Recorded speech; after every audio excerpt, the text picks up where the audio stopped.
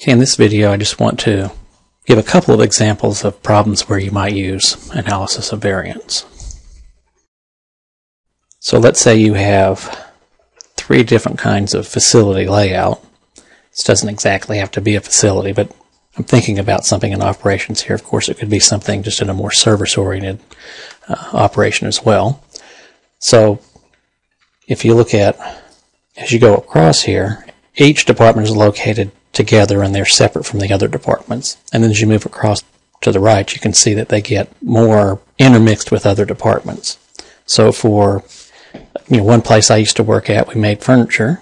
We had a receiving where we got raw material and boards and all that kind of stuff. Then we had a department that put the frames together. Then another one that did prep work and put springs on, and then upholstery, and then shipping, and so on. Well, in the first one, all the people making frames would be in one area. Everybody doing prep work would be in another way. Everybody doing upholstery would be in another area. Everybody doing sewing would be in another area. Well, in the second one, now you have maybe some of the frames and prep and upholstery people all kind of closer together. And in the final one on the right, they're all intermixed together. So in one, if you just look at the upper left-hand corner here, you have someone from frames, prep, upholstery, sewing, and so on in there.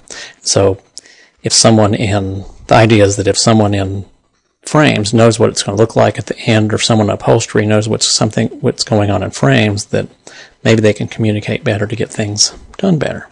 Well, anyway, this can be the subject of a field experiment where you have these different layouts, try them in different plants or whatever, and see which one leads to the highest level of either production or quality or whatever other metric you want to use. Then you could have another example would be advertising strategy. So you want, again, to look at what leads to the highest level of average sales. And so you have different strategies that you might follow. I have some slides here. These wouldn't all fit to the same company, but I give you the idea. Price, fuel efficiency, status, warranty, and safety. Another example would be having to do more of a management example. What kind of strategy would lead to the highest level of performance? Some would say that you just have to reward people with money. Some would say praise. Others would say fear.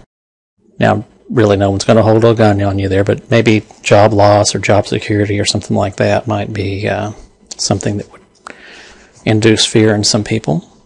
And then finally, let them work. The idea is to provide people a little bit more autonomy and just more or less let them do their job without trying to motivate them with money or praise or whatever.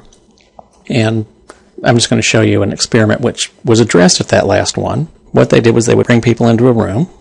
You have a candle, box of tacks, and some matches, and they say, basically, objective is to get the candle on the wall, light it, and have it where you won't have any wax go onto the table or anything. So, in this case, they only had 2 groups, but it'd still be the same kind of thing. You could have 3. Some were told like that, we just want to see how long it takes. The next one is told that we will give you more money the faster that you complete this task.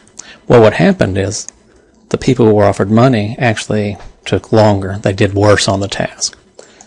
And there's just the solution, which just involves realizing that that box of tacks isn't just a box of tacks. It's a box and some tacks.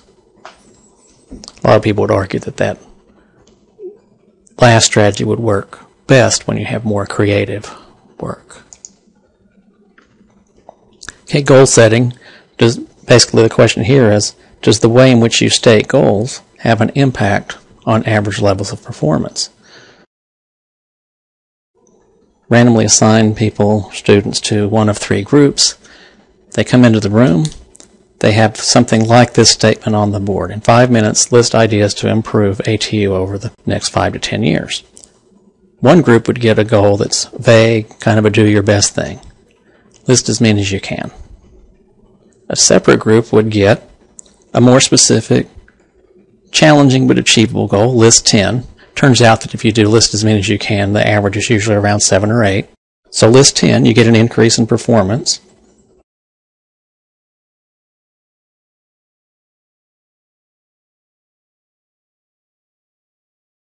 And then the more stretch goal would say to be list 20.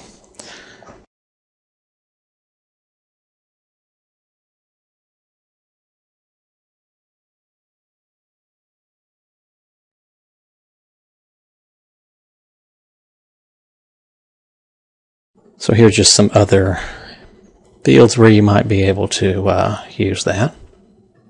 Use Anova. Notice here which treatment. There's 3 treatments will reduce pain. That's what you would going to compute the means for.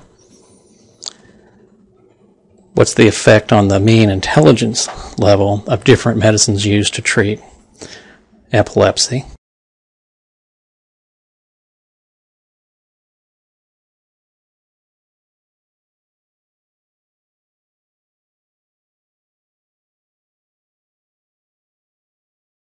Which strategy is best in baseball?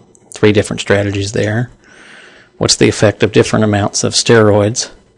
I guess I should change this. One of my students suggested that I probably should have put none, 2 per day, 4 per day instead of a week. I guess, it tells you what I know about steroids. And then what strategy will give you the highest average donation? All of these have, so you're looking at the difference in population means for 3 or more groups. I think I put 3 in all of these, but you could just as easily have put more strategies to get donations or other different levels of injections for steroids and so on.